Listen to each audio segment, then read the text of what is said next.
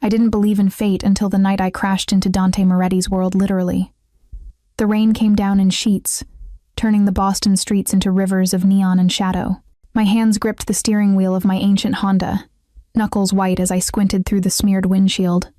I was late. Again. My shift at the diner had run over, and now I was racing across town to pick up my sister from her night class. The intersection appeared out of nowhere.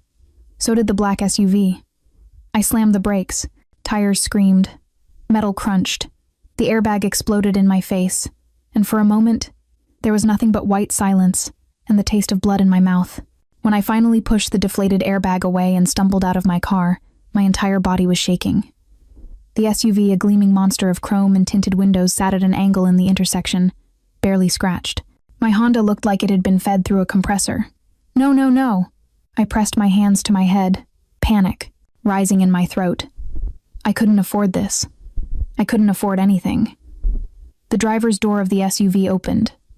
A man stepped out, and everything stopped.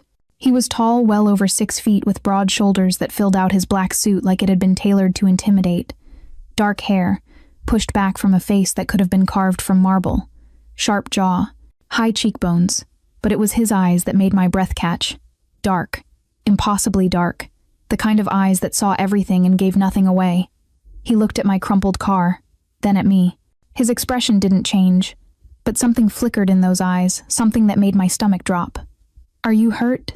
His voice was low, controlled, with an edge that suggested he didn't ask questions twice. I'm fine. I'm so sorry." The light I didn't see. Words tumbled out of me in a panicked rush. "I have insurance. Well, minimal insurance. But I can pay for damages. I'll figure it out. He raised one hand, and I stopped talking immediately. The gesture was subtle, almost lazy, but it carried absolute authority. "Your lip is bleeding." I touched my mouth and my fingers came away red. "It's nothing. Just from the airbag." He studied me for a long moment, rain soaking through his expensive suit, and I had the strangest sensation that he was cataloging everything about me: my cheap uniform, my secondhand coat, the desperation probably written all over my face. Then he turned to the SUV and spoke to someone inside. "Check the damage." A man emerged from the passenger side, shorter, stockier, with cold eyes and a visible shoulder holster beneath his jacket. My heart stuttered. A gun. He was carrying a gun. "Boss," the front bumper's scratched, "but I don't care about the car." The tall man's voice cut through the rain. "Get hers towed. Take her wherever she needs to go." "What?" I blinked at him. "No, I can call someone. I don't need. It's raining. Your car is destroyed, and you're bleeding." He stepped closer, and suddenly the space between us felt electric, dangerous. "I'm not leaving you on the side of the road." There was something in his tone, not quite concern, but something close to it, something that made no sense coming from a man who clearly moved through the world expecting obedience. "I don't even know you." His mouth curved slightly. Not quite a smile. More like the ghost of one. Dante Moretti. The name hit me like a second collision. Moretti. Even someone like me, someone who kept her head down, and her world small, knew that name. The Morettis owned half of Boston's underworld. Money laundering, protection rackets, rumors of things much darker. They were the kind of family you read about in crime novels, the kind you crossed the street to avoid. And I'd just crashed into one of them. I really should go." My voice came out thin. "Where?" He tilted his head slightly. "Walking?" Before I could answer, the stocky man returned. "Tow trucks? On the way. 5 minutes." Dante nodded, then looked back at me. The rain plastered his dark hair to his forehead, made his white shirt cling to his chest. He should have looked uncomfortable. Instead, he looked like he owned the storm. "What's your name?" I shouldn't tell him. Every instinct screamed at me to lie, to run, to put as much distance between myself and this man as possible. "Elena," I heard myself say. "Elena Russo." Something changed in his expression so subtle I almost missed it. A flicker of interest. Recognition, maybe. But then it was gone, replaced by that same impenetrable mask. "Elena," he said my name like he was tasting it. "Get in the car. I should wait for the tow. My driver will handle it." He opened the back door of the SUV. You need medical attention. I don't. Your hands are shaking. You're in shock. He leaned in slightly, and I caught the scent of expensive cologne mixed with rain. And you're standing in the middle of an intersection, arguing with someone who's trying to help you. So, get in the car. It wasn't a request. And God help me, I obeyed. The interior of the SUV was warm, leather-scented, obscenely luxurious. I slid across the seat, and Dante followed, sitting close enough that I could feel the heat radiating from his body. The door closed with a heavy thunk, sealing us in together. The driver, a silent man with scars on his knuckles, pulled away from the intersection. I pressed myself against the door, my heart hammering. Where are you taking me? Where do you need to go? Suffolk University. My sister, she's waiting. He nodded to the driver, who changed direction smoothly. We sat in silence for several blocks. I couldn't stop stealing glances at him. In the close confines of the car, he seemed even larger, more overwhelming, dangerous in a way that had nothing to do with the gun I'd seen on his associate. Why are you helping me? I finally asked. He turned his head, and our eyes met. In the passing streetlights, his face was all sharp angles and shadow. Because you looked at me like I was human, he said quietly. Not many people do that anymore. Before I could process that, his phone buzzed. He glanced at the screen, and his entire demeanor shifted. The brief glimpse of humanity vanished, replaced by something cold and lethal. Stop the car. The driver pulled over immediately. Dante's jaw tightened as he read whatever message had come through. Then he looked at me, and I saw something in his eyes that made my blood run cold. Elena Russo, he said slowly. Younger sister attending Suffolk on scholarship. Works at Rosie's Diner on Boylston. Lives in a one-bedroom apartment in Dorchester with said sister. He leaned forward slightly. Father died 6 months ago. Supposedly a heart attack. The air left my lungs. Who are you really? His voice was soft, deadly. And why did you crash into my car tonight? The warmth I'd felt moments ago turned to ice. I don't understand. My voice shook despite my best efforts to keep it steady. It was an accident. The rain, the intersection. There are no accidents in my world, Elena. Dante's eyes never left mine, and in them, I saw the predator I'd sensed beneath his civilized surface. People who cross my path are either threats or assets. So which are you? My fingers dug into the leather seat. I'm a waitress. I crashed into your car because I was distracted and the roads were slick. That's all. Your father. He leaned back, but somehow the extra distance made him more intimidating, not less. Vincent Russo. Worked as a custodian at Blackstone Finance for 20 years. Died suddenly last March. They ruled it natural causes. The mention of my father felt like a knife between my ribs. What does my father have to do with anything? Blackstone Finance launders money for the Castellano family. His tone was matter-of-fact, like he was discussing the weather. They're my enemies. Your father worked there for 2 decades, died under suspicious circumstances, and 6 months later, his daughter crashes into my car. He tilted his head. You see my concern. My father was a janitor. The words came out sharp, angry. He mopped floors. He had nothing to do with whatever criminal enterprise you're talking about. Everyone has something to do with something, Elena. Even janitors see things. Hear things. He saw dirt. He heard vacuum cleaners. I was shaking now, but not from fear. From rage. He was a good man who worked himself to death trying to give his daughters a better life. Don't you dare make him into something he wasn't. Dante studied me for a long moment. The silence stretched, broken only by the soft idle of the engine and the drumming of rain on the roof. Finally, he reached into his jacket and I flinched. He noticed.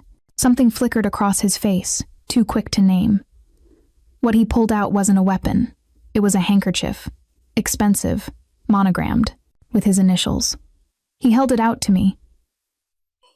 Your lip. It's still bleeding. I stared at the white fabric, then at him, completely thrown by the gesture. Slowly I took it and pressed it to my mouth. It smelled like him, clean, expensive, with an undertone of something darker. I believe you, he said quietly. What? About your father. About the accident. He glanced out the window at the rain-soaked streets. I've interrogated enough liars to know when someone's telling the truth. You crashed into me because you're a terrible driver in bad weather, Not because you're a spy for the Castellanos. Relief flooded through me, so intense it made me dizzy. Thank you. Don't thank me yet. He turned back, and there was something different in his eyes now. Not suspicion, something else. Something that made my pulse quicken. Because you're still a problem. How am I a problem? You know who I am. You know I had you investigated within minutes of our meeting. You've seen my men carrying weapons. He leaned forward again, close enough that I could see flecks of amber in his dark eyes. You know too much to simply walk away. My mouth went dry. What are you saying? I'm saying that letting you go puts my organization at risk. You could talk to the police, the FBI, my enemies. I won't. The words came out in a rush. I swear I won't say anything to anyone. I just want to pick up my sister and forget this whole night ever happened. And I'm supposed to trust that? Trust you? Yes. He laughed, a low, dark sound that raised goosebumps on my arms. Beautiful and naive. Dangerous combination. I'm not. I stopped, caught on his words. Beautiful? The corner of his mouth lifted. You didn't know? Heat flooded my cheeks. This was insane. I was sitting in a car with a crime boss who'd just admitted he saw me as a threat, and somehow we'd veered into... What? Flirting? You're trying to distract me, I said. Is it working? No. Liar. He reached out slowly, giving me time to pull away, and brushed his thumb across my chin, just below my bleeding lip. The touch was gentle, almost reverent. You're a terrible liar, Elena Russo. Everything you feel shows on your face. I couldn't breathe, couldn't think. His hand was still on my face, his thumb now tracing my jawline, and every nerve in my body was screaming at me to move, to run. I stayed frozen. I should kill you, he murmured. That's what my father would have done, what my advisors would recommend. But you won't. I don't know where the certainty came from, but I felt it in my bones. No. His eyes searched mine. I won't. Why not? Because you looked at me like I was human. Remember? His hand dropped away, and I immediately missed the warmth of it. And because I think your father might have been murdered. The words hit me like a physical blow. What? Vincent Russo. Heart attack at age 54. No prior history of heart disease. Died alone in the Blackstone Finance building after hours. Dante's expression had gone cold again, calculated. 2 weeks later, Blackstone's CEO disappeared with $15 million of Castellano money. That's not coincidence. My vision blurred. You're saying someone killed my father? I'm saying it's possible. Likely. Even. If he saw something he shouldn't have, heard something dangerous. Dante's jaw tightened. The Castellanos clean up loose ends. Permanently. No. I shook my head, denial rising like bile. The police investigated. They said. The police say what they're paid to say, Elena. You think the Castellanos don't own half the department? I pressed the handkerchief to my mouth again, but not because of the bleeding. Because I thought I might be sick. My father. My kind, tired, overworked father who'd never hurt anyone in his life. Murdered. And I'd spent 6 months thinking he'd just given up. That his heart had given out from exhaustion and disappointment. Why are you telling me this? My voice cracked. Because I want to know the truth. Dante's tone softened slightly. And because, if the Castellanos killed an innocent man, I want to make them pay for it. Why would you care? You said he was just a janitor. Because the enemy of my enemy interests me. He studied my face. And because you interest me, I don't understand. Neither do I. Yet. He glanced at his watch, expensive. Probably cost more than a year of my rent, then nodded to the driver. Take us to Suffolk. The car started moving again. I sat in stunned silence, my mind reeling. My father, murdered. This man, this dangerous, powerful man offering to help me find out why. What do you want from me? I finally asked. Dante looked at me, and in his eyes I saw something that made my stomach flip. Everything, he said quietly.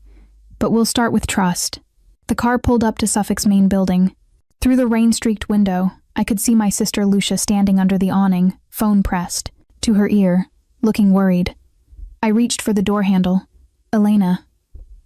Dante's hand caught my wrist, not hard, but firm. This isn't over. I know. You have my number now. He gestured to my phone, and I realized with a start that while I'd been in shock, someone had already programmed it in. When you're ready to learn the truth about your father, call me. And if I don't?" His grip tightened fractionally.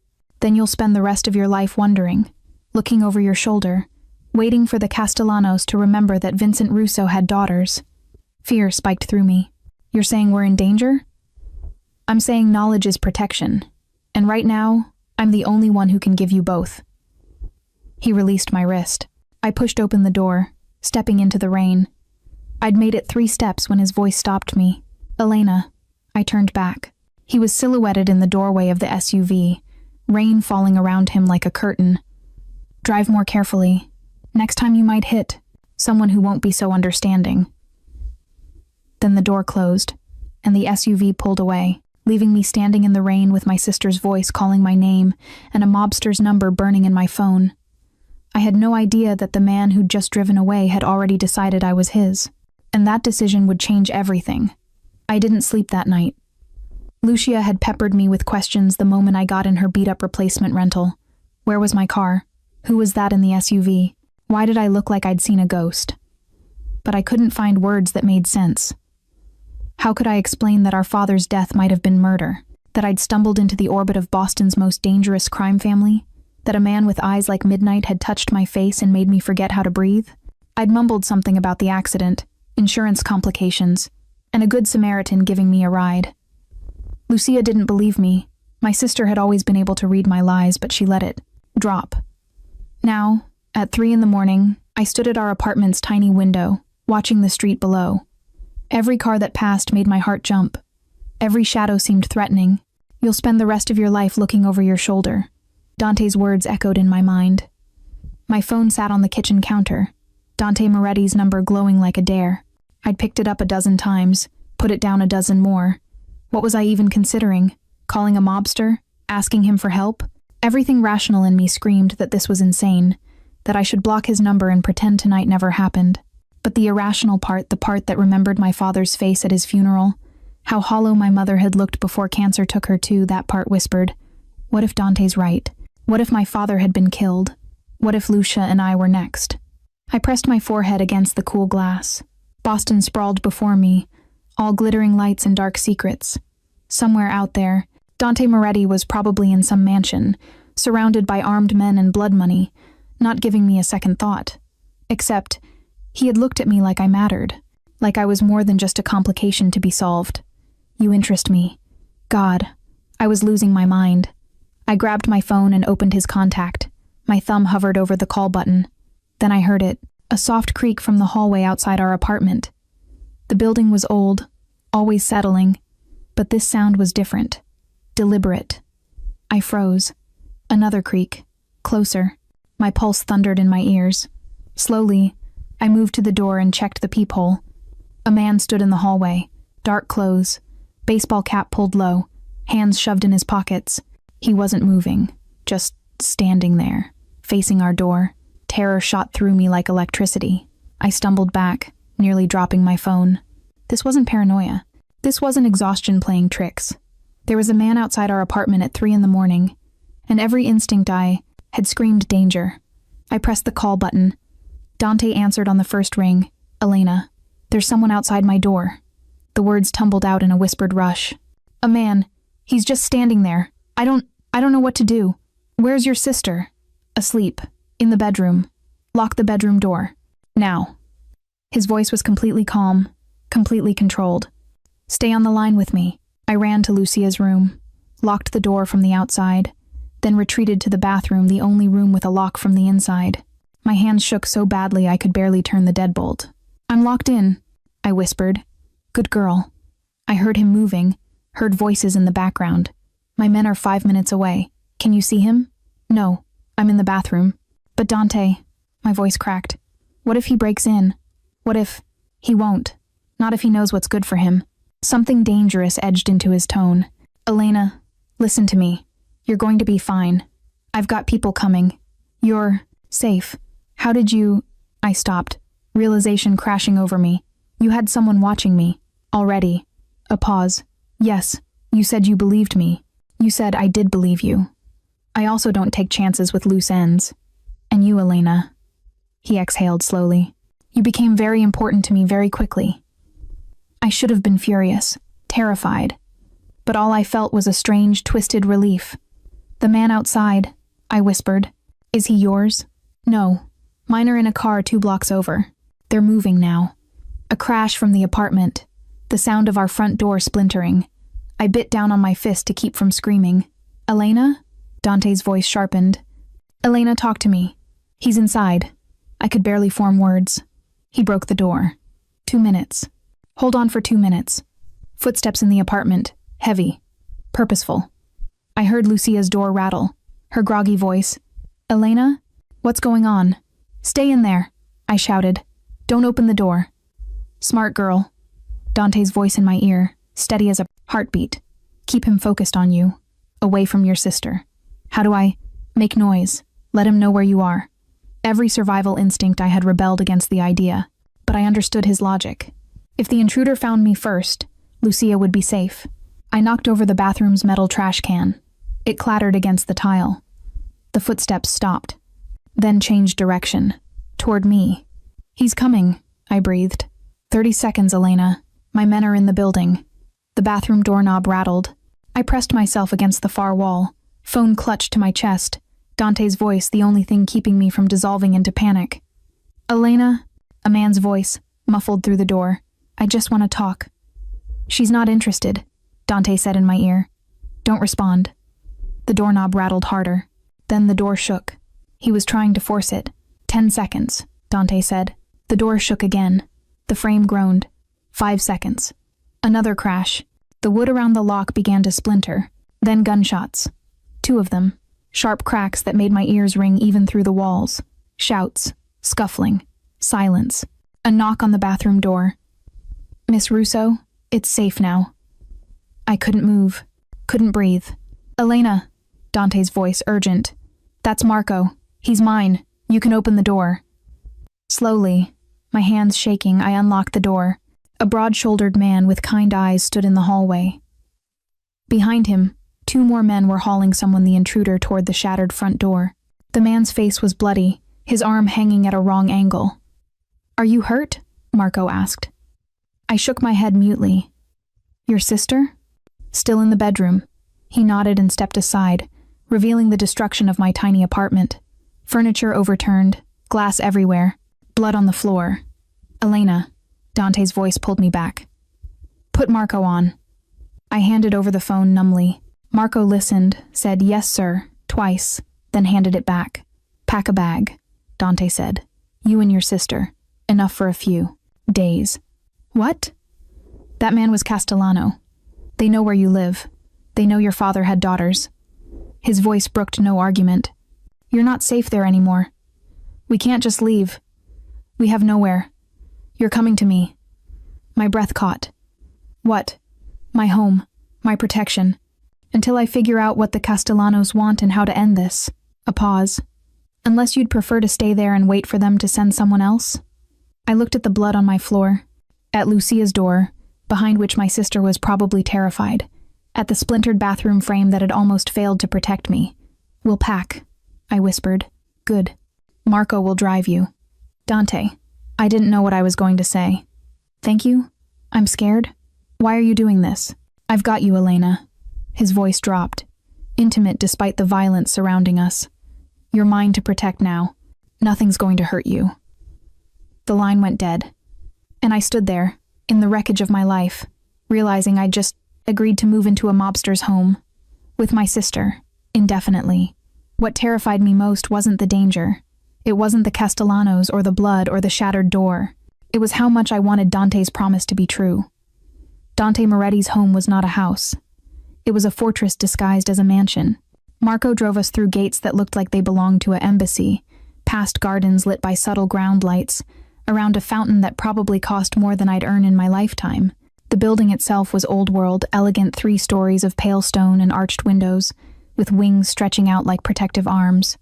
Beautiful. Intimidating. Exactly like its owner. "Holy shit," Lucia whispered beside me. At 19, she was still young enough to be impressed by obvious wealth. "This is where we're staying?" "Temporarily," I said, though I had no idea if that was true. The SUV stopped at the main entrance. Before Marco could come around, the front doors opened, and a woman emerged tall, silver-haired, with the kind of posture that suggested she'd once been a dancer or a soldier. Miss Russo, Miss Lucia. Her accent was vaguely European. I'm Camilla. Mr. Moretti asked me to see you settled. Please, come in. Lucia and I exchanged glances, grabbed our hastily packed bags, and followed her inside. If the exterior was impressive, the interior was stunning. Marble floors, crystal chandeliers, art that looked like it belonged in museums. But it wasn't ostentatious, everything had a purpose, a place, elegant without being cold. Your rooms are on the second floor, East Wing, Camilla said as we climbed a sweeping staircase. Mr. Moretti's private quarters are in the West Wing. You'll have your own bathroom, sitting area, and balcony. This is too much, I started to protest. Camilla gave me a look that could have cut glass. Mr. Moretti does not do things by halves, Miss Russo. You'll find that everything here is too much by normal standards. You'll adjust. She showed us to 2 connected rooms, both larger than our entire apartment. Floor-to-ceiling windows overlooked the gardens. The bed in my room was enormous, draped in soft linens, fresh flowers on the dresser, a bowl of fruit that looked too perfect to be real. Someone will bring dinner shortly, Camilla said. Mr. Moretti will join you when he arrives. When is that? Lucia asked. When his business is concluded. Camilla's expression didn't change, but I caught the emphasis on business. Rest. You're safe here. Then she was gone, closing the door with a soft click. Lucia immediately flopped onto my bed. Okay, start explaining. And don't give me that bullshit about Good Samaritans. This, she gestured at the opulence surrounding us, is not normal. I sank into the chair by the window, exhaustion finally catching up with me. The man I hit tonight? His name is Dante Moretti. Moretti. Lucia's eyes widened. As in, the Moretti family? Elena, are you insane? I didn't know who he was when I crashed into him. I rubbed my temples. And then things escalated. He thinks Dad's death wasn't an accident. He thinks the people Dad worked for might have killed him. What people? The Castellanos, a rival crime family. I watched her face drain of color. The man who broke into our apartment tonight? He was sent by them. Lucia sat up slowly. You're telling me Dad was murdered, and now we're targets? I don't know. Maybe. That's what Dante's trying to figure out. Dante. She said his name like it was foreign. You're on a first-name basis with a mob boss? He's... I trailed off. What was he? My protector? My captor? The most dangerous and compelling man I'd ever met? It's complicated. Elena. Lucia's voice went soft, worried. You know this is insane, right? We should be talking to the police, not hiding in a criminal's mansion. Dante says the police are bought, that the Castellanos own them. And you believe him? Did I? I thought of the intruder's face, the blood on our floor, the methodical way he'd tried to break down the bathroom door. The police had ruled Dad's death natural causes without investigating. They'd closed the case in a week. Yes, I said quietly. I believe him. Lucia studied me for a long moment. You like him? Don't be ridiculous. You do. You get this look when you talk about him. Like, I don't know, like you're afraid and fascinated at the same time. He's a criminal, Lucia. He's also protecting us, and he's apparently hot, based on that blush. I'm not. I pressed my hands to my cheeks, felt the heat there. This is not the time. When is the time? When he's killed someone in front of you? But Lucia was grinning now, and I was grateful for the normalcy of her teasing. Come on. What does he look like? Before I could answer, there was a soft knock. The door opened, and a young woman entered with a tray of food, pasta, salad, bread that smelled like heaven. Mr. Moretti's. Compliments, she said, setting it on the table by the window. He asks that you rest tonight. He'll speak with you in the morning. Is he here? The question left my lips before I could stop it. The girl smiled slightly. He just arrived, miss. But he has calls to make. Business. Always business. The kind of business that involved broken doors and gunshots and blood on floors. After she left, Lucia and I ate in silence, both too overwhelmed to talk. When we finished, she retreated to her room, and I stood at the window, looking out at the gardens below. This was my life now, at least temporarily. hiding in a mansion, protected by a man who probably had more blood on his hands than I wanted to imagine. A man I couldn't stop thinking about. I was so lost in thought that I didn't hear the door open, didn't sense him until his voice, low and quiet, came from directly behind me. "You should be sleeping." I spun around. Dante stood in my doorway, still in his suit from earlier though. His tie was gone and his shirt was unbuttoned at the throat. He looked exhausted and dangerous, and so impossibly magnetic that I forgot to breathe. I couldn't sleep, I managed. He stepped into the room, closing the door behind him. The space suddenly felt much smaller. "You're safe here," he said. "I need you to understand that. No one gets past my gates without my permission. No one touches what's mine." What's mine? The possessiveness in those words should have frightened me. Instead, they sent a shiver down my spine that had nothing to do with fear. "Why are you doing this?" I asked. "You barely know me." "I know enough." He moved closer, and I found myself backing against the window. "I know you're brave, smart, loyal to your sister. I know you loved your father and his death still haunts you." Another step. "And I know that when I touched your face tonight, you stopped breathing." I was in shock. Liar. He was close enough now that I could see the gold flecks in his dark eyes. "You feel it too. This thing between us.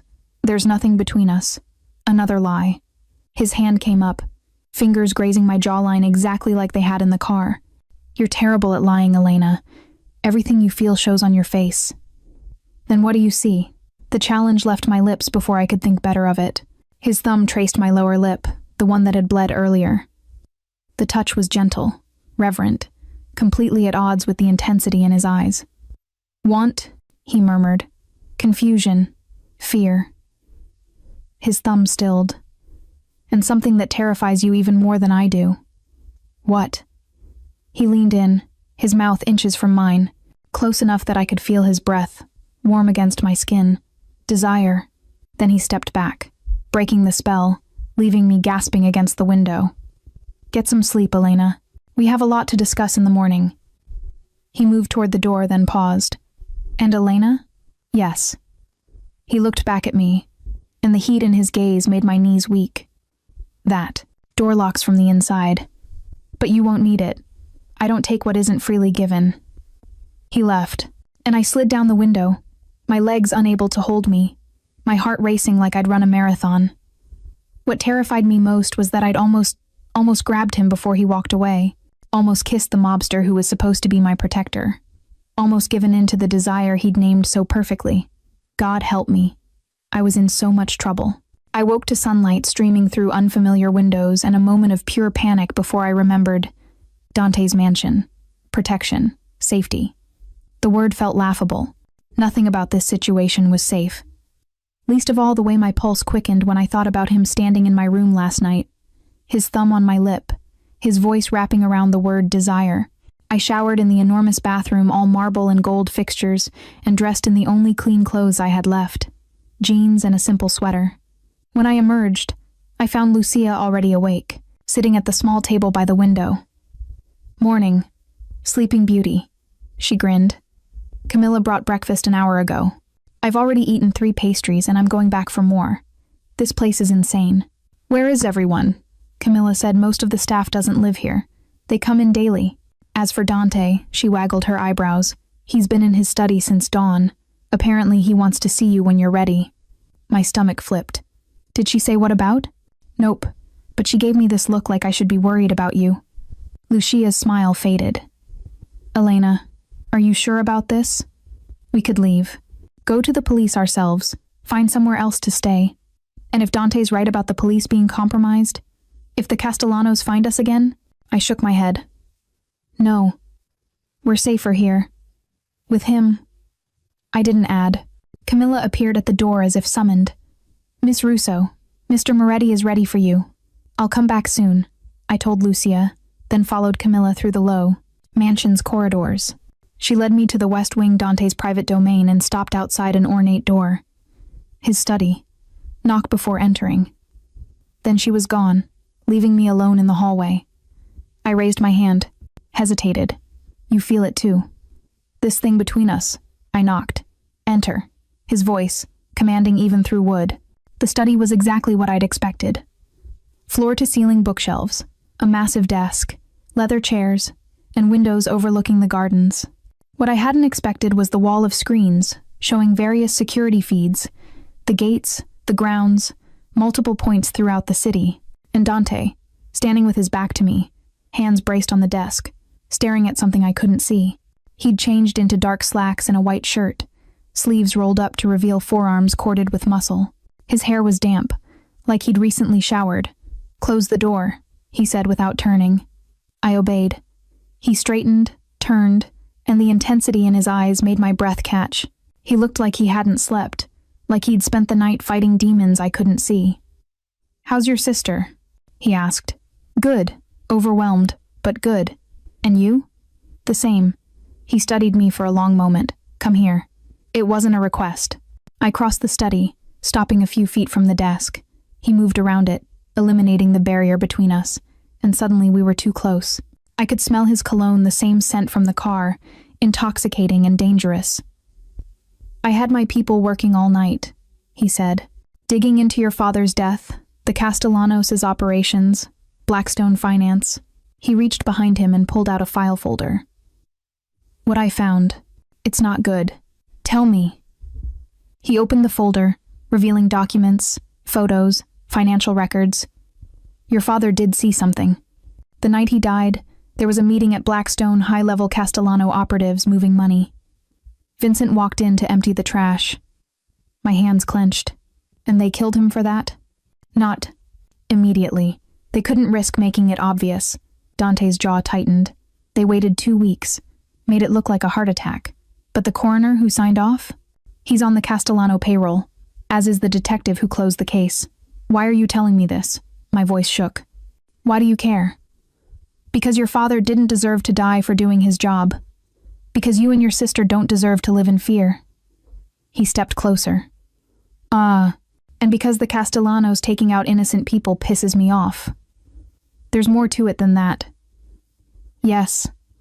His hand came up, cupping my face with a gentleness that contradicted everything I knew about him. "There is." "What?" "You," he said simply. "I can't stop thinking about you. I barely know you. And yet..." He trailed off, his thumb stroking my cheek. "I've never let anyone affect me like this. It's dangerous. Stupid. And I don't care. Dante, let me finish." His other hand found my waist, drawing me closer. "You walked into my life. By accident. You should have been a complication, something to investigate and dismiss. Instead, you've become something else entirely." "What?" I barely breathed the word. Mine. The possessiveness in his voice was absolute. "I know I shouldn't claim you.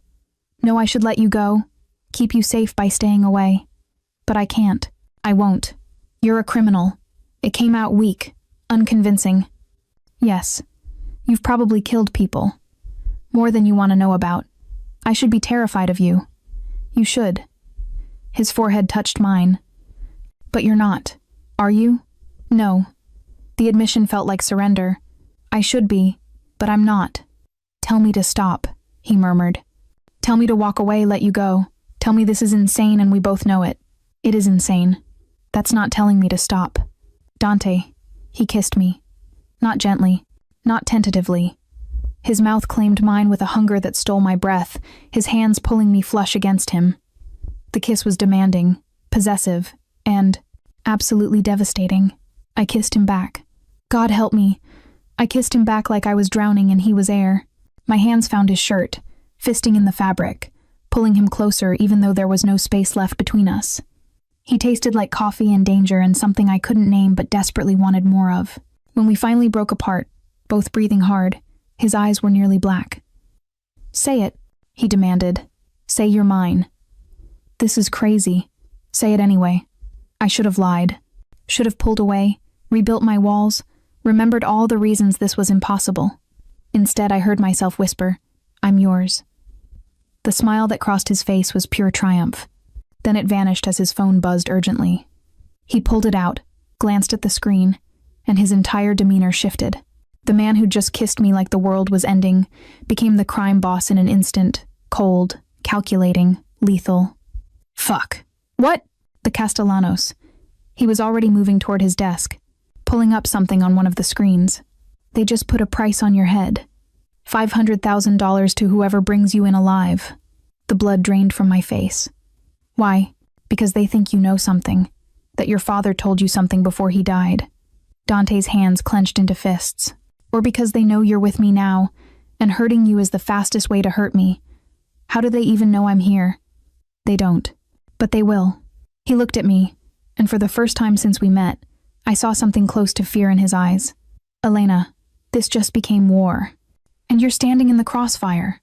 Then let me go. Let them have me, tell them. No. The word was absolute. You're mine now. That means I protect you, no matter what it costs. Even if it costs lives? Your organization? Even then. The door burst open.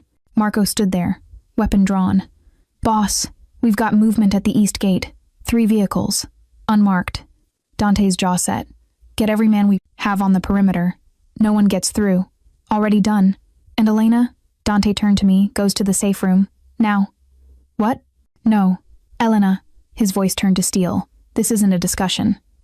Marco moved toward me, but I stepped back. I'm not hiding while you... Gunfire erupted. The windows exploded inward in a shower of glass. Dante grabbed me, pulling me down behind the desk as bullets tore through the study. I heard Marco returning fire, heard shouting from somewhere in the house, heard my own scream lost in the chaos. Stay down, Dante commanded, his body covering mine. More gunfire, closer now. Then Dante's phone rang. He answered, still shielding me with his body. What? A pause. His face went white. When? He lowered the phone slowly, looked at me with eyes full of fury and something else, something that looked like devastation. What? I whispered. They don't just want you, Elena. His voice was hollow. They took Lucia. Time stopped. What? The word came out strangled, barely audible over the ringing in my ears from the gunfire. No. She was in her room. She was safe. They had someone inside. Dante's voice was cold fury. A maid. Been on my payroll for 3 years. Vetted twice. They got to her. How long ago? I was shaking, my hands clutching at his shirt. Dante, how long has she been gone? 15 minutes. Maybe less. He pulled out his phone, already dialing. Marco, lock down the property. I want every person here accounted for. And get Salvatore on the line.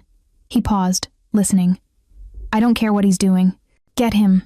I couldn't breathe. Lucia, my baby sister, in the hands of people who'd killed our father, who'd broken into our apartment, who'd put a price on my head. Elena, Dante's hands cupped my face, forcing me to look at him. Listen to me. We will get her back.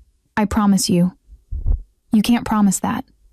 I can, and I do. His eyes burned with certainty. The Castellanos want you. They took her to force, want you to surrender, which means they won't hurt her. Not yet. Not yet. The words tasted like ash. Oh God, Dante, she must be so scared. Then we don't give them time to hurt her. He pulled me to my feet. Come with me. The study was destroyed, shattered windows, bullet holes in the walls, debris everywhere. But the attack had stopped. Dante's men had driven them back, at least temporarily. He led me through the mansion to a room I hadn't seen before, hidden behind a bookshelf in the library, accessible only by fingerprint scanner. Inside was what could only be called a war room. Screens showed live feeds from across the city. Maps covered one wall. A table held an arsenal of weapons that made my stomach turn. 4 men stood around the table. They looked up as we entered, and I saw the same cold calculation in their eyes that I'd seen in Dante's. Soldiers. Killers. Gentlemen, Dante said. Change of plans. The Castellanos have escalated. He outlined the situation in clipped, efficient sentences. Lucia's abduction. The price on my head. The mole in his organization. They want you to trade yourself for your sister. The oldest man, Salvatore, I guessed, said, looking at me. Classic hostage exchange. Which we're not doing, Dante said flatly. With respect, boss, another man interjected. If the alternative is letting the girl die, there is no alternative. Dante's voice could have cut steel. We get Lucia back without trading Elena. We make the Castellanos regret ever touching what's mine. What's mine? Again, that possessive claim. Under other circumstances, I might have objected. Right now, I clung to it like a lifeline. They'll be expecting us, Salvatore said. Probably want the exchange at a location they control, with overwhelming force. Then we don't play by their rules. Dante leaned over the table, studying a map of Boston. We hit them first, before they can consolidate their position. You want to start a war over a girl? The youngest man looked incredulous. Dante's head snapped up. That girl is under my protection, which means she's untouchable. The Castellanos forgot that. Now they learn. How do we even know where they're holding her? I asked, finding my voice despite the terror choking me. Because they want us to know. Dante pointed to his phone, where a text message had appeared, an address, and a photo of Lucia alive, scared, but unharmed, sitting in what looked like a warehouse. They sent this 5 minutes ago. It's a trap, Salvatore said. Obviously, Dante straightened. So we spring it, but on our terms. For the next 20 minutes, I watched these men criminals, murderers plan a rescue operation with military precision, exit routes, sniper positions, diversionary tactics. They discussed violence like other people discussed weather, casual and confident. And Dante was magnificent, commanding, absolute. Every man in that room would die for him without question. I could see it in their eyes.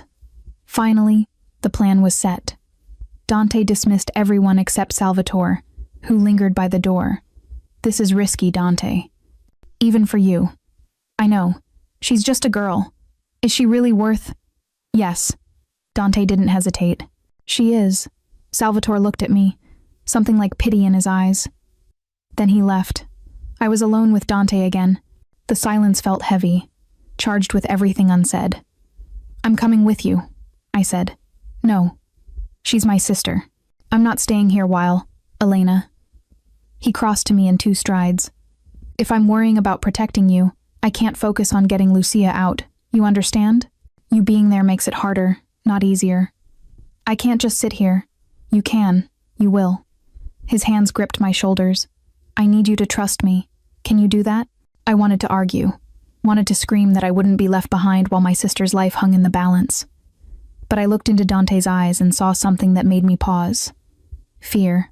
He was afraid. For me. For Lucia. Maybe for both of us. I trust you, I whispered. Something in his expression softened. I will bring her back. I swear it on my life. Don't. I grabbed his shirt. Don't swear on your life. Just come back. Both of you. Elena, I'm serious, Dante. I can't. My voice broke. I can't lose anyone else. Not Lucia. Not you. His forehead dropped to mine. You won't. Then he was kissing me again, desperate this time, almost violent, like he was memorizing me, like he thought he might not get another chance.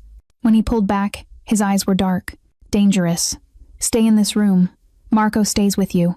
The door locks from the inside. If anyone other than me or one of my men tries to get in. He pressed a gun into my hand. I recoiled, but he closed my fingers around it firmly. The safety's here. Point and pull the trigger. Don't hesitate, Dante. Promise me. I promise. He kissed my forehead, then turned and walked toward the door. He was almost through it, when I called out. Dante? He stopped, looked back. The words caught in my throat. Too much. Too fast. Too impossible. Be careful. Something flickered in his eyes, like he knew what I'd almost said, what I hadn't been brave enough to admit. Always am, sweetheart. Then he was gone. And I was left in a room full of weapons and screens, showing a city about to become a battlefield, holding a gun and praying to any god who'd listen that the man I'd known for less than 24 hours would come back alive. With my sister, the screens flickered. I watched Dante and his men climb into SUVs, watched them drive through the gates, watched them disappear into Boston's nighttime streets, going to war. For Lucia, for me. Marco stood silently by the door, an imposing shadow. He'll get her back, he said quietly. The boss doesn't fail. Not when it matters.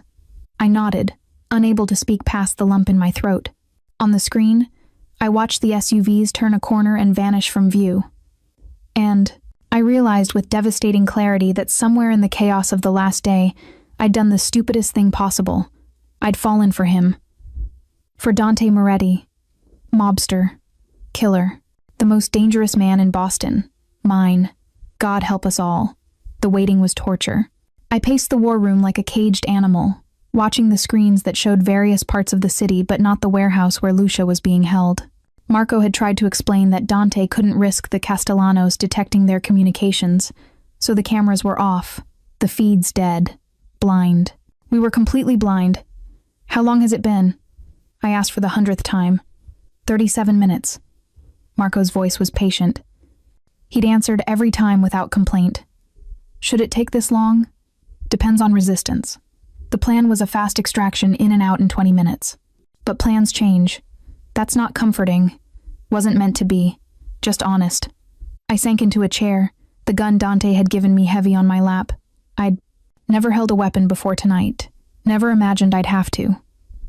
Now it felt like the only solid thing in a world that had tilted sideways. My phone buzzed. Unknown number. My heart stopped. I looked at Marco, who tensed immediately. Don't answer. I answered. Hello, Elena. The voice was smooth, cultured, and utterly terrifying in its calm. My name is Luca Castellano. I believe we should talk. Where's my sister? Safe. For now. A pause. You know your father was a good man. Quiet. Kept his head down. It's unfortunate he saw what he saw. Rage surged through me. You killed him. I did what was necessary, just like I'm doing now. Another pause. Dante Moretti thinks he can storm in here and take what's mine. He's wrong. And when his men are dead and your sister is screaming, you'll understand that there are rules in this world. Rules that don't bend for pretty girls and misguided loyalties. If you hurt her, then what, Elena? You'll kill me? You're a waitress playing, in a world you don't understand. His voice hardened. Here's what's going to happen. You're going to walk out of Dante's mansion. You're going to come to the address I text you, alone, and you're going to trade yourself for your sister. Dante will kill you. Dante will try. He might even succeed, but not before I've ended everyone he loves, starting with you. The threat was delivered conversationally, like discussing the weather. You have 1 hour. After that, your sister loses fingers. 1 per hour until you arrive. The line went dead. I sat frozen, the phone slipping from my hand.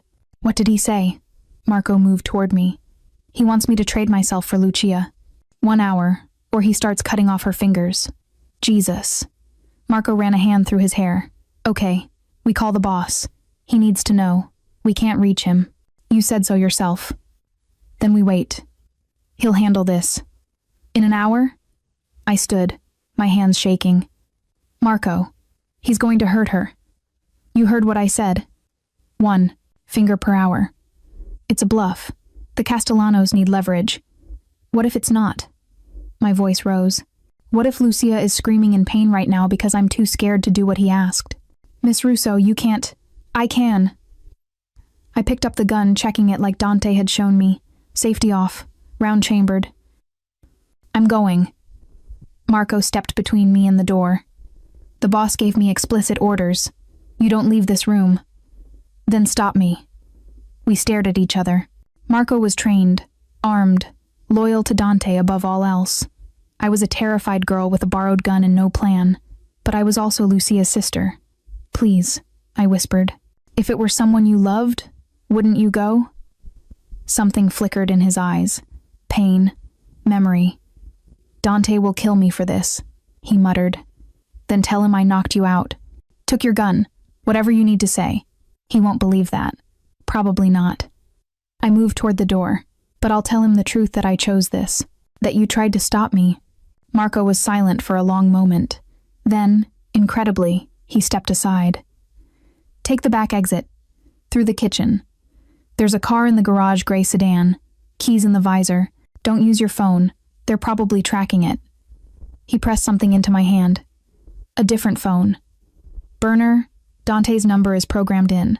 When you get there, call him. Let him know where you are. Thank you. Don't thank me. Just. He looked away. Try not to die. The boss would never forgive himself. I ran. Through the mansion's corridors, down the service stairs, through a kitchen that looked like it belonged in a 5-star restaurant. The garage held a dozen cars, all expensive, all beautiful. I found the gray sedan, grabbed the keys, and drove through a back gate that Marco must have opened remotely. The address Castellano sent was in South Boston, an industrial area, mostly abandoned at night, perfect for crimes you wanted no witnesses to. It took me 23 minutes to get there. I parked a block away, gripping the gun and the burner phone, called Dante. He answered immediately. "Elena? What the fuck, Marco said you?"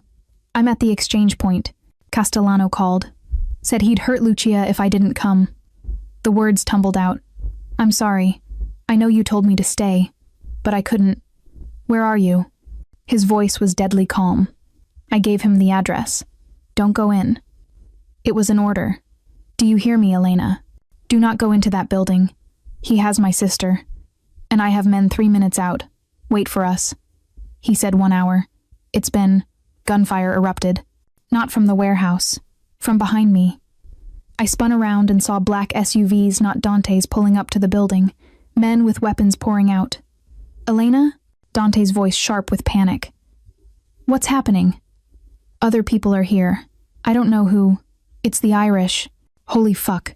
The Irish are moving on the Castellanos." He was shouting now, giving orders to someone else. "Elena, get out of there. Now. It's about to become a war zone." As if to punctuate his words, an explosion rocked the warehouse. Windows shattered. Men screamed. "Lucia's in there!" I was already running toward the building. "Elena." "No." But I dropped the phone.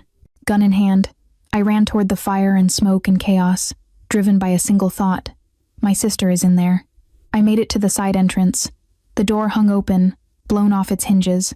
Inside was hell gunfire, smoke, men fighting in close quarters. I stumbled through, trying to see through the haze. "Lucia!" I screamed. A hand grabbed my arm. I spun, raising the gun Dante, covered in blood, not his. I prayed, his eyes wild. "You stupid, brave, infuriating woman," he growled. Then he was kissing me, hard and fast, like a man saying goodbye. "Stay behind me. Move when I move. And for the love of God, shoot anything that isn't me." We pushed deeper into the warehouse together. Hell had come to Boston. The warehouse was chaos incarnate. Castellano soldiers, fighting Irish gangsters, Dante's men cutting through both sides, and somewhere in this nightmare, my sister. Dante moved like violence personified, every motion economical and lethal. I'd seen him as a businessman, as a protector, even as a lover. Now I saw what he really was, a killer. He shot a man without hesitation, stepped over the body, shot another. Each movement was precise, practiced. He'd done this before. Many times. "Left!" I screamed. He pivoted, firing. A Castellano soldier dropped. "Good girl," Dante said, not looking back. "Keep your eyes open." We pushed through a corridor filled with smoke. Bodies lined the floor, some moving, most not. I tried not to look at their faces, tried not to think about the fact that they'd been alive minutes ago. "Dante!" One of his men, Salvatore, appeared through the smoke, blood streaming from a cut above his eye. "Boss, the Irish have the south wing locked down. They're looking for Castellano himself." "Let them have him." "Where's the girl?" "North side. Second floor. Marco found her, she's alive." Relief nearly brought me to my knees. "Take me to her." "It's not secure, I don't care." I grabbed Dante's arm. "Please." He looked at me, and for a moment, the killer vanished, replaced by the man who'd promised to protect me. "Salvatore, get 10 men and clear us a path. Nothing gets through." "Yes, boss." We fought our way upstairs. Each step felt like miles. My ears rang from gunfire. My hands, when had I fired the gun? I couldn't remember, but it was lighter now, empty, shook uncontrollably. Then I heard it. "Elena." Lucia's voice, terrified but alive. "I'm here." I pushed past Dante, running toward her voice. She was in a room at the end of the hallway, tied to a chair, Marco working to cut her bonds. Her face was bruised, tear-streaked, but she was whole, alive. I crashed into her, pulling her into my arms. Oh God, Lucia," I thought. "I'm okay," she sobbed. "I'm okay. You came. You actually came." "Of course I came, you idiot." I was crying now too, holding her like she might disappear. "You're my sister." Touching. A new voice, cold, but ultimately pointless. We turned. Luca Castellano stood in the doorway, gun pointed at Dante. He was younger than I'd imagined, maybe 40, handsome in a cruel way, with dead eyes that had seen too much. This ends now, Moretti. Dante's weapon was up instantly, aimed at Castellano's head. Agreed. You brought war to my city. You killed an innocent man, threatened his daughters. Dante's voice was ice. You made this personal. Vincent Russo was collateral damage. The girls were loose ends. Castellano's gun never wavered. You should have let me clean this up quietly. Instead, you had to play hero. I don't play, and she's not a loose end. Dante stepped slightly, positioning himself between Castellano and me. She's mine. Sentimental. Your father would be disappointed. My father's dead, and if you don't lower that, a weapon, you will be too. They stood there, two predators locked in a deadly standoff. Behind Castellano, I could see more men appearing, his reinforcements. We were surrounded. You can't shoot all of us, Castellano said softly. Not before we kill you. And then what happens to your precious Elena? Dante's jaw tightened. She walks away. That's the deal. You want me? Fine. Let her and her sister go. No. I grabbed his arm. Dante, don't. Elena. He didn't look at me. Couldn't afford to take his eyes off Castellano. This was always going to end with one of us dead. Better me than you? That's not, I love you. The words stopped my heart. From the moment you looked at me like I was human, I loved you. And that means keeping you alive, even if I'm not there to protect you. Tears streamed down my face. Don't do this. Please. Take your sister. Walk out. Marco will get you somewhere safe. I won't leave you. Yes, you will. Now he did look at me, and his eyes held. Everything regret, love, acceptance. Because I'm asking you to. Because it's the only way you survive. How noble. Castellano smiled. But I'm afraid. The window exploded inward. Glass showered everywhere. Dark shapes poured through men in tactical gear, moving with military precision. FBI, drop your weapons. Chaos erupted. Castellano's men scattered. Dante grabbed me, pulling me down as bullets flew. Lucia screamed. Marco returned fire. And through it all, I heard someone shouting, Luca Castellano, you're under arrest for racketeering, money laundering, and murder. The FBI. The goddamn FBI had raided the warehouse. The Irish, Dante breathed, realization dawning. They tipped them off. They wanted to take out the Castellanos without starting a war. Smart, Salvatore muttered, appearing beside us. And absolutely fucking our escape plan. Then we make a new plan. Dante hauled me to my feet. Backstairs. Now. We ran Lucia, Marco, Salvatore, Dante, and me through smoke and confusion as federal agents swarmed the building. Behind us, I heard Castellano screaming orders, heard his men being taken down. We made it to a service exit. Fresh air hit my face like a blessing. Cars are 2 blocks east, Marco said. If we move. Freeze! An agent, weapon drawn, stepped into our path. Dante raised his hand slowly. We're just leaving. Dante Moretti. The agent smiled grimly. I've been trying to catch you for 3 years. Tonight's my lucky night. Actually, a new voice said, tonight's your unlucky night. A woman emerged from the shadow's FBI jacket, but something in her eyes that didn't match the badge. She looked at Dante, and he nodded slightly. Agent Moretti has been working undercover, the woman said smoothly to the confused agent. These civilians are under his protection. Lower your weapon. The agent hesitated. That's an order. Slowly, he lowered his gun. The woman looked at Dante. You have 10 minutes before this. Cover story falls apart. Use them wisely. Understood. Thank you, Sarah. She nodded and melted back into the chaos. We didn't waste time questioning. We ran. Made it to the cars. Piled in. Drove through the night as sirens wailed behind us. I sat in the back seat. Lucia pressed against my side. Dante driving like the devil himself was chasing us. Maybe he was. That woman, I said quietly. Sarah, who is she? Someone who owed me a favor. Dante's eyes met mine in the rearview mirror. And someone who just used up that favor to save your life. Why would she? Because I asked her to.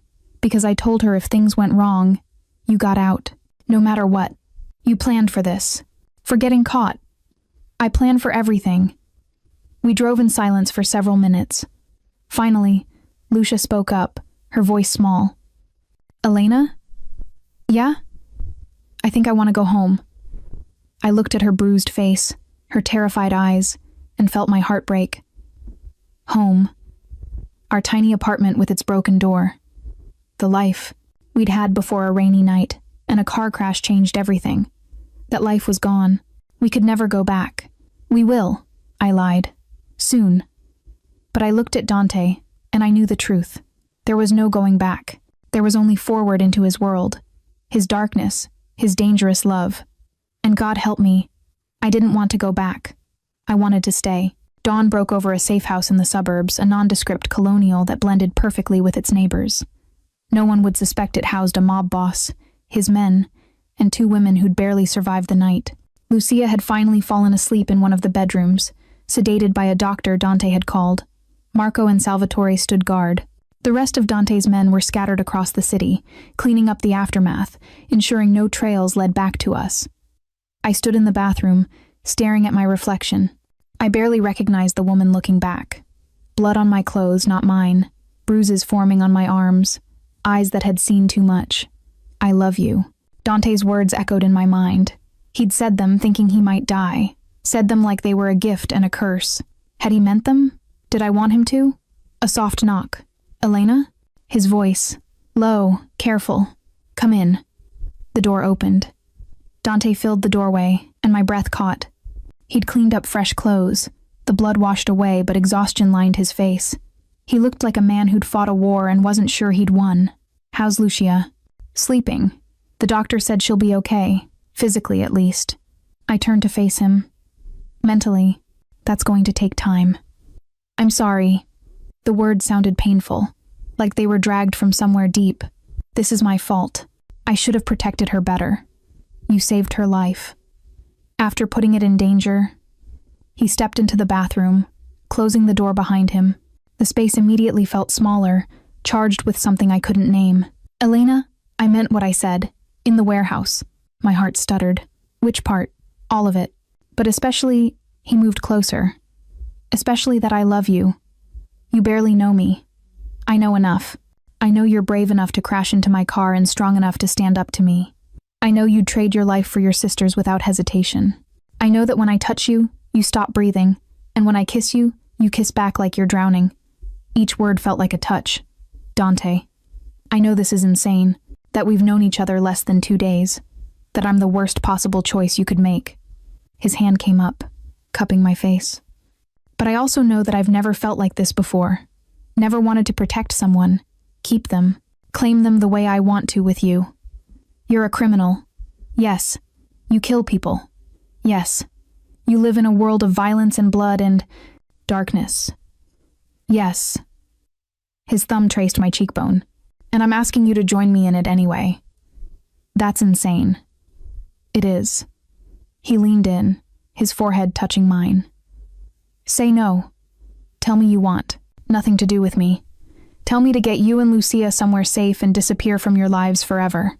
Is that what you want? No. I want you in my bed. In my home. In my life. I want to wake up to you every morning and fall asleep with you every night.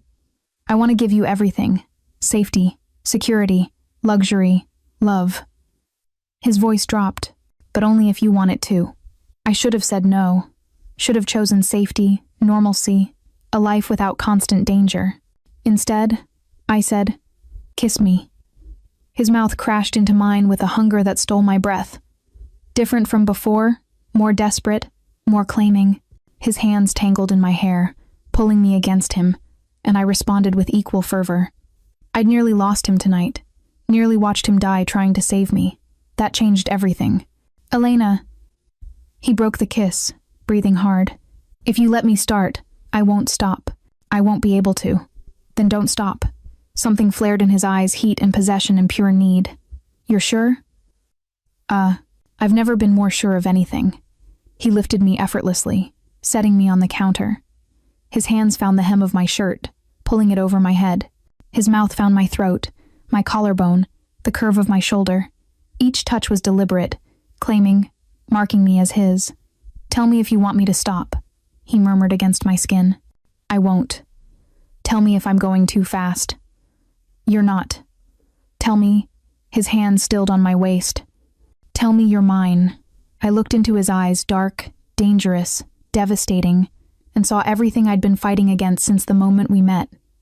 The attraction, the connection, the impossible, irrational certainty that this man, this criminal, was somehow exactly where I belonged. I'm yours, I whispered, completely. The sound he made was somewhere between a growl and a groan. Then his mouth was on mine again, and clothes were disappearing, and his hands were everywhere, learning me, memorizing me. Beautiful, he murmured. So fucking beautiful. No one had ever looked at me the way Dante did, like I was precious, powerful, his. It was intoxicating, overwhelming, perfect. When he finally lifted me, carrying me to the bedroom adjacent to the bathroom, I felt no fear, no hesitation, just absolute certainty. This was right. He was right. He laid me on the bed with a gentleness that contradicted his ruthless reputation. I've wanted this since I saw you standing in the rain, he said, his body covering mine. Wanted you. Then take me. No. His mouth found mine in a kiss that was surprisingly tender. I'm not taking anything. You're giving yourself to me. There's a difference. And he was right. This wasn't about possession or conquest. It was about surrender, mutual, willing, complete. We made love slowly, thoroughly, with an intensity that left us both shaking. He was gentle when I needed it, demanding when I didn't. He learned every sound I made, every place that made me gasp, and he used that knowledge, ruthlessly. When I finally shattered in his arms, crying his name, he followed me over the edge, his own release ringing a sound from his throat that sounded almost like pain. Afterward, we lay tangled together, our breathing slowly returning to normal. I love you, he said quietly. In case that wasn't clear, I laughed, exhausted, overwhelmed, deliriously happy. It was pretty clear. Good. He pressed a kiss to my forehead. Because you're stuck with me now. Is that a threat or a promise? Both. I snuggled closer, feeling safer than I had since my father died. Safer than I'd ever felt, really. Dante? What happens now? The Castellanos. The FBI. All of it. His arms tightened around me. Now, we finish this. The Castellanos are Don Lucas in federal custody, and the FBI will find enough evidence to put away the rest. The Irish will move into their territory, and I'll negotiate new terms with them. And us? Us. He tilted my chin up, his eyes serious. You and Lucia stay with me, under my protection, in my home, in my life, if that's what you want. What about normal? School for Lucia, work for me. Lucia can finish school. You can do whatever makes you happy, but you do it as mine, under my name, protected by my power. He stroked my hair. I know it's not the life you planned, but it's the life I can give you. Safety, security, love, and darkness. And darkness, he agreed. I won't lie to you about what I am, Elena. I've done terrible things. I'll do more. But I will never, ever let that darkness touch you. I believed him. God help me. I believed every word. Okay, I whispered. Okay? I'm yours. We'll stay. We'll make this work. His smile was brilliant, transforming his face. I promise you won't regret it. I better not, Moretti. He laughed and pulled me closer, and I let myself sink into his warmth, his strength, his love. Outside, dawn painted the sky in shades of pink and gold. A new day, a new life. Dangerous, impossible, perfect, mine. 3 months later, the mansion no longer felt like a fortress. It felt like home. I stood on the balcony of what had become our bedroom, mine and Dante's, watching the sun set over Boston. Below, the gardens were in full bloom, and I could hear Lucia laughing with Camilla in the kitchen. She was teaching my sister to make pasta from scratch, something that would have seemed impossible 3 months ago. But so much had changed. The Castellanos were gone, Luca convicted on enough charges to ensure he'd die in prison. His organization dismantled and absorbed by Dante's allies. The FBI had questioned me exactly once, and a lawyer Dante hired had ensured they couldn't touch me. Apparently, being the girlfriend of Boston's most powerful crime boss came with excellent legal protection. Girlfriend. The word felt inadequate for what Dante and I were to each other. Lovers, partners, soulmates, if I believed in such things. You're thinking too hard. His arms, wrapped around me from behind, pulling me against his chest. I can hear the wheels turning, just reflecting. On how different everything is. How different I am. I leaned back into him.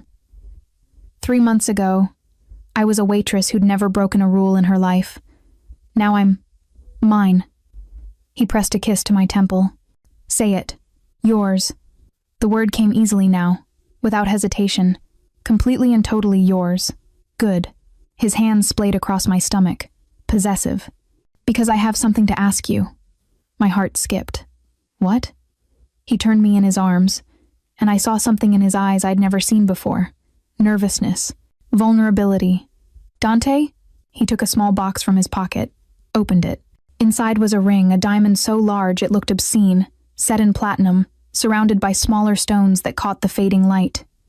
Marry me, he said. Not a question, a statement.